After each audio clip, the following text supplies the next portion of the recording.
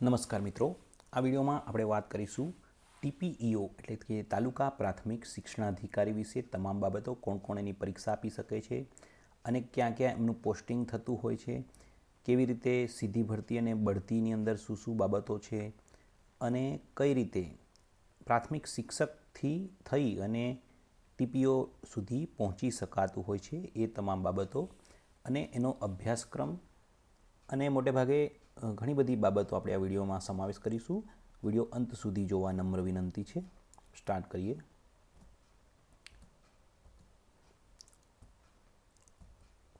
તાલુકા પ્રાથમિક શિક્ષણાધિકારી મંજૂર મહેકમ 225 એટલે કે 225 ટોટલ એની જગ્યાઓ છે. મહેકમ એટલે એટલી જગ્યાઓ ભરવાની થાય છે. 4600નો ગ્રેડ પે, બઢતીથી ભરવાપાત્ર જગ્યાઓ 150 અને સીધી ભરતીથી 75 એટલે 2:1નો રેશિયો છે. બઢતીમાં કોણ કોણ આવે છે, સીધી ભરતીમાં કોણ કોણ આવે છે, એ બધું આપણે આગળ વાત કરીએ. હાલ 2025માં મોટી ભરતી છે. જાન્યુઆરી 2025માં 40 જગ્યાની જાહેરાત હમણાં આવી ગઈ છે અને ડિસેમ્બર 2025માં બીજી 35 જગ્યાની પણ જાહેરાત આવવાની છે.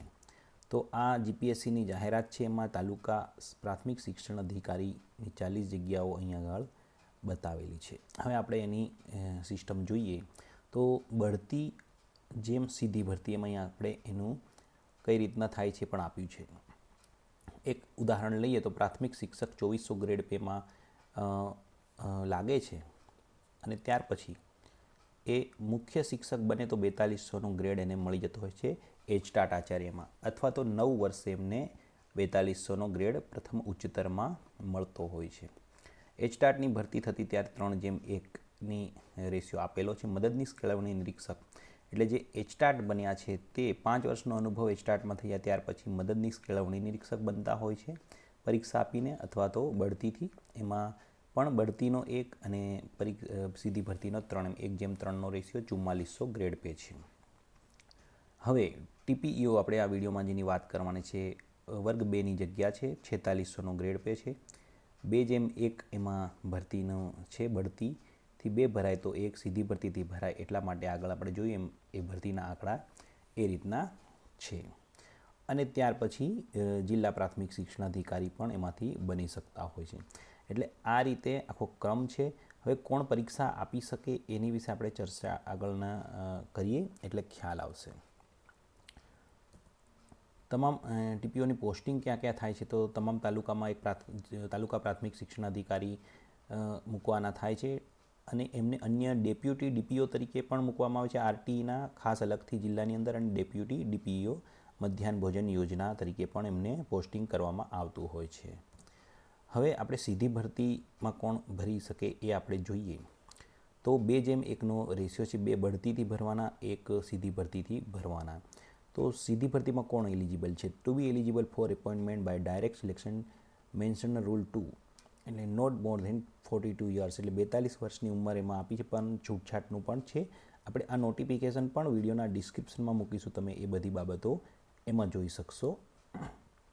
ત્યાર પછી શું કીધું છે કે બેચલર ડિગ્રી, તો બેચલર ડિગ્રી કોઈપણ ભારતીય જે યુનિવર્સિટીઓ છે એની અંદરથી મેળવેલી હોવી જોઈએ. બેચલર ડિગ્રીમાં BA, BCom, BSc વગેરે હોય છે એ મેળવેલી હોવી જોઈએ. અને bachelor degree in education of 10 એટલે કે બીએડની વાત કરવામાં આવી છે. તો બીએડ, BA, BCom, BSc કોઈ પણ હોય અને બીએડ હોય. તદુપરાંત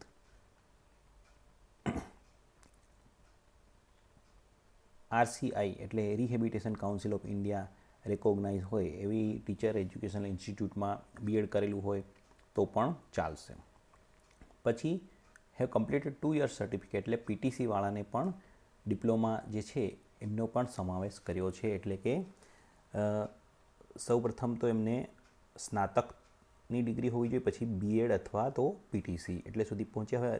અનુભવ શું છે તો કોણ કોણ ફોર્મ ભરી શકે અહીંયાથી નક્કી થશે. Have about 5 years separate combined experience of teaching એટલે કે 5 વર્ષનો તૂટક અથવા તો એક જ શાળાનો અનુભવ.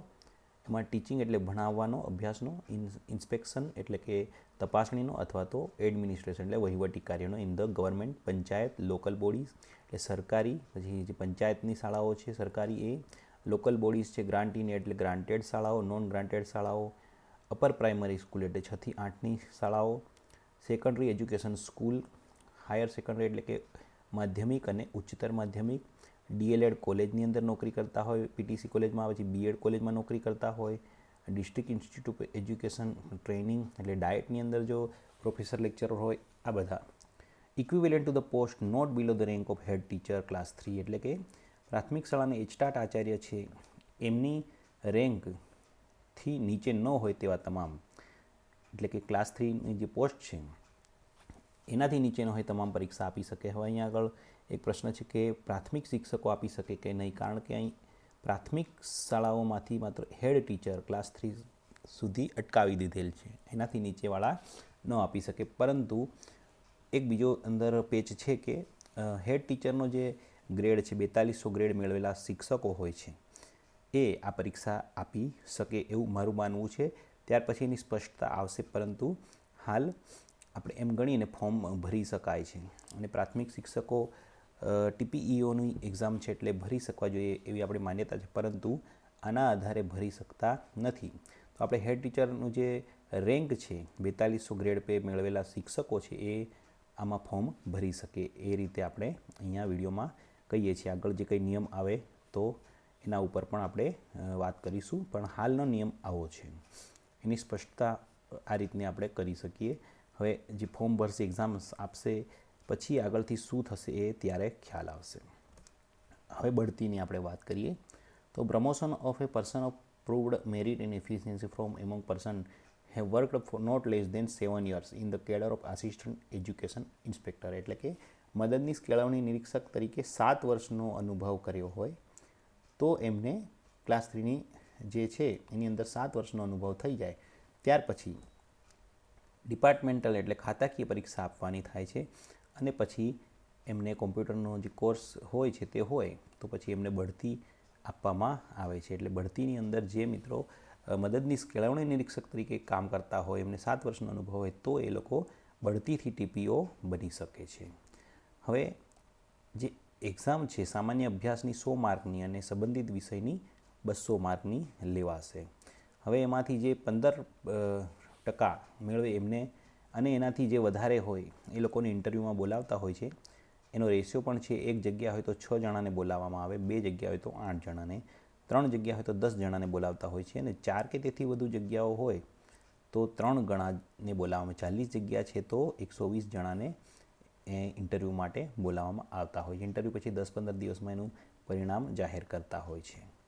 હવે અભ્યાસક્રમ માટે આપણે જે શિક્ષણની પરીક્ષાઓ છે એમાં મોટે ભાગે આ સ્ક્રીન પર જોઈએ છીએ એ અભ્યાસક્રમ ફરજિયાત આ જ મોટે ભાગે હોય છે. આમાં કંઈક એડ પણ થાય તો એ પણ આપણે પછી જ્યારે જાહેરાત થશે TPOની અંદર અભ્યાસક્રમની ત્યારે પણ આખો વિડીયો એનો અલગથી બનાવીશું.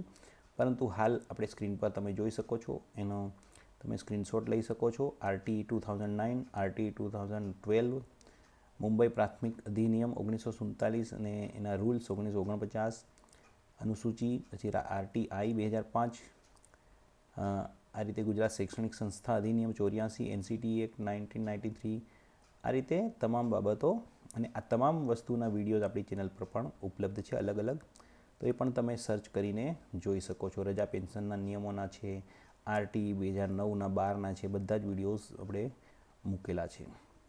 ગ્રાન્ટ ઇન એડના પણ તમામ વિડીયો મૂકેલા છે. તો આ રીતે તમે કરી શકો. નવી શિક્ષણ નીતિના પણ છે, તો અભ્યાસક્રમની અંદર આ અથવા બીજું અંદર કંઈક એડ થઈ શકે તો આ રીતે તમે TPEOની એક્ઝામની તૈયારી કરી શકો છો. Thank you very much. આ વિડીયોમાં આટલું જ.